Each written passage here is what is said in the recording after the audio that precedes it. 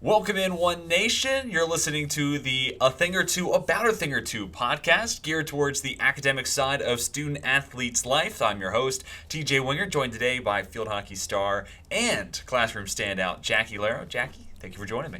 Hello, thank you for having me.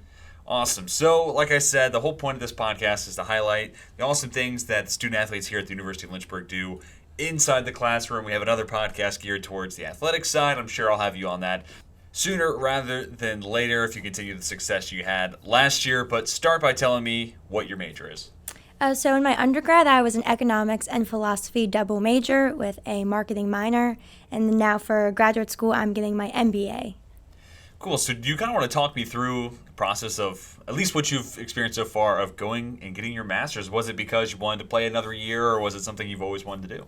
So I think around sophomore year of college, I thought about getting a master's and a doctorate in economics.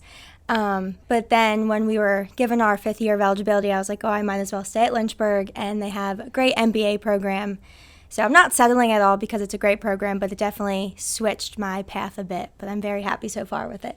And what about economics? What made you say, yeah, that's what I wanted to do from a young age? What was it about, economics? I was like, yep, that's for me. So freshman year, my professor told me if I enjoy it, I should major in it because not many people enjoy econ.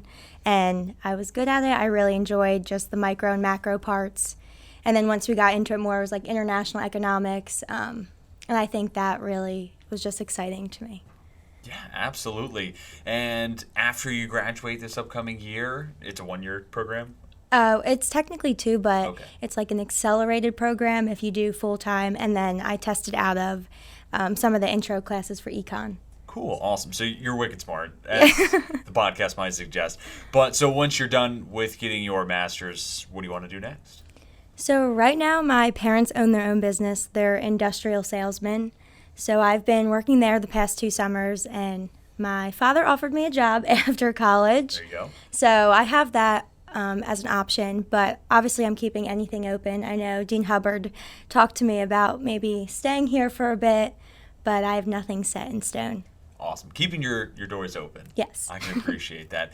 And part of the reason I wanted to have you on in this podcast, you were one of 4 members of the University of Lynchburg family, student athletes that were recognized as at-large members for academic All-Americans. Kind of a wordy process, yes. But big honor nonetheless. And prior to this year, there were only 4 Hornets who had ever received the award. So big year for University of Lynchburg, getting 4 more added on to that. I want to know what that honor meant to you. You've done a lot on the field, but what about the academic side? How does it stack up compared to between the two? So I know Mark and Coach Steele tried last year for a few of us for the academic All-American, but obviously none of us got it. So I think this year Mark sent the same email. He's like, we're going to try again. Honestly, I kind of forgot about the whole process, Sure. And then I got an email from my accounting professor and saying congratulations. And I was just like, okay, I'm not sure what this is for. And then I checked my emails, I checked the Lynchburg Hornet website, and I was like, wow, this is really awesome because Laurel, my teammate, got it too. So her and I were texting back and forth because she's a genius in chemistry. So it was really cool just to get that at-large bid, just because I read there's so many sports that aren't even included in the original pool of people.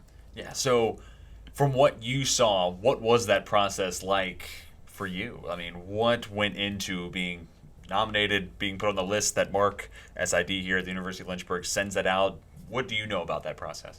So all I know is that you need to have some athletic awards build up, and then I think it's only a 3.5 or 3.7 minimum GPA. Only 3.5 in context, almost an A. So. Yes, and then I know it's volunteering goes into it, and we do a lot of volunteering with field hockey, and then outside of field hockey, I know we try and do a few things like my friends and I. But yeah, that's all I really knew about it. I did not realize how many sports were not included, so then when it did come out, Mark was telling me that this was a big deal, so it was much cooler after I found out the requirements. Awesome. You kind of touched on it there, some of the volunteers, other work that you do as if you're not busy enough. But what are some of those volunteer initiatives you take part in? So this year for field hockey, we did Food for Families. That was my group. And basically, people from the Lynchburg community come in with a list of food they need, the amount of family members, and we basically packed a shopping cart for them anywhere from vegetables, meats, like it was a free kitchen basically. It was really cool. But the biggest one is the Humane Society in Lynchburg.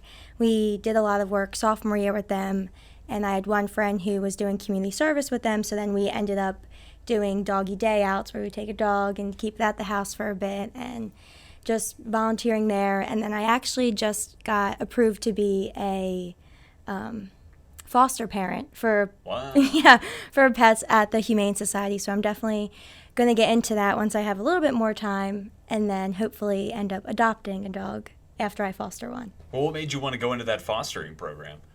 I just really love animals. Sure. I love dogs. Anytime there's a dog, like, I just get so excited, and everybody knows that about me.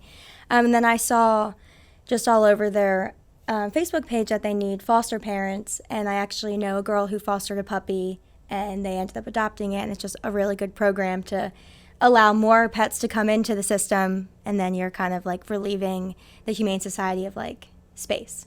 So I think I will love it. Yeah, that's awesome. That's fantastic.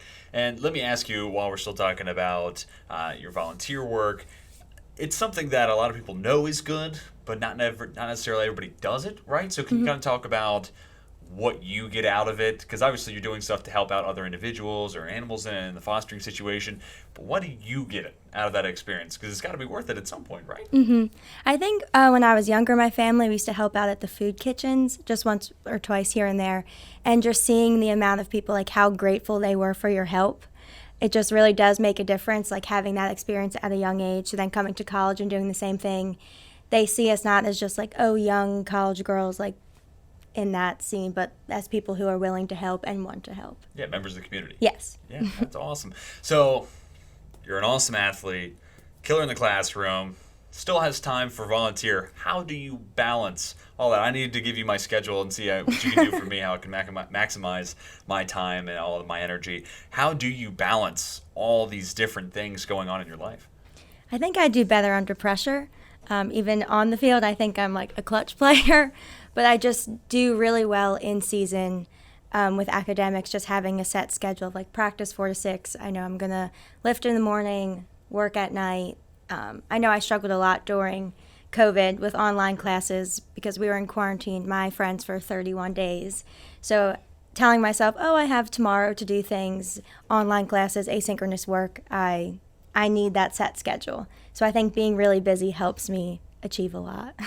Yeah, and I mean, to that point, I think COVID did bring about a lot of different academic challenges. Were there any other examples that kind of come to mind, or is it just more so that it's really easy to be flexible with your schedule and maybe you shouldn't be? Yeah, I think for me it was just not getting the work done when I told myself I would get it done. Sure. But I still kept up with grades and everything. It was just, I needed to be more productive. Sometimes that self-motivation could be kind of tough. And then also on a similar note, I mean, playing sports pretty time-consuming, but I think there is a little bit of a boost in the sense that you have so many teammates that are going through the exact same thing, maybe not the same major or anything like that, but can you talk about that community environment and, you know, your teammates helping pick up one another and you helping them out with their grades and just overall that relationship between everybody?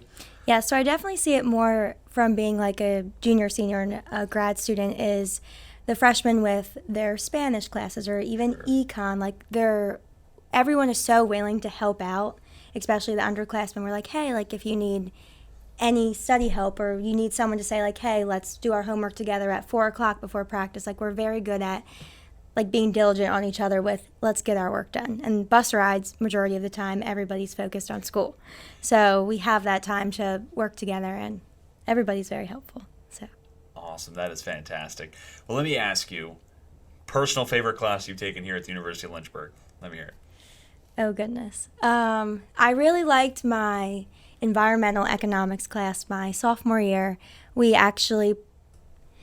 did a cost-benefit analysis for the school. We actually presented it to the Board of Trustees on switching our electricity to a different provider, like at a fixed cost rather than what we're doing now. Sure, wow. Yeah, so that was really cool because it was a hands-on, real-life situation. It wasn't just like learning from a textbook about environmental issues.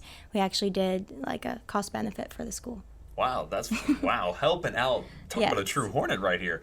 Well, and let me ask you one more question. So I went to a small school, Longwood University, and you mentioned it there, being hands-on. I think that's something you get from a smaller school and in that environment where you're not one of, say 30,000 or anything against, nothing against, those bigger schools, but at a smaller university, college, whatever the case may be, you get the opportunity to go out there and do the work yourself. Do you echo those thoughts?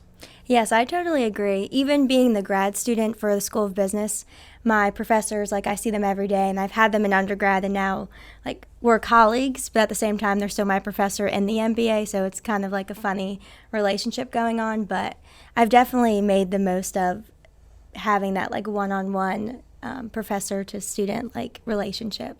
I won the Teacher's Pet Award in high school as my senior superlative. I just like to talk to professors. I like to volunteer. So I think that says a lot. Not necessarily a teacher's pet. You're a caring person. Yes. I think that's the way to spin that. And then let me ask you one final question. What have been, so far, some of your favorite parts about being, a student? And take it away the athletic side, but just being a student here at the University of Lynchburg. I think there's so many opportunities that unfortunately like we did not get to be a part of just from being an athlete, just that like events that the school's offering.